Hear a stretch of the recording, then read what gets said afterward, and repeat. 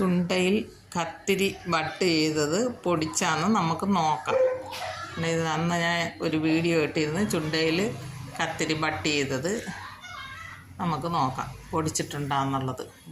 ഇട്ടഴിച്ചിട്ട് ഇളക്കി നോക്കാം. ഇതാ ഇല വന്ന് നല്ല പച്ച ഇലയായിട്ട് തെളുത്ത് നിൽക്കുന്നത് കണ്ട.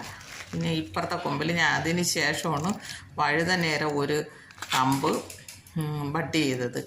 അത് നോക്കാം. എൻ്റെ ഈ വീഡിയോ എല്ലാവർക്കും ഇഷ്ടമായെങ്കിൽ ലൈക്ക് ചെയ്യണം, ഷെയർ ചെയ്യണം, സബ്സ്ക്രൈബ് ചെയ്യണം. ഇതിൻ്റെ വഴുതന ഞാൻ അതും ബട്ട് ചെയ്ത് ഒരാഴ്ച കഴിഞ്ഞതിനൊക്കെയാണ് ഇതിൽ വഴുതന കമ്പ് ബട്ട് ചെയ്തത്.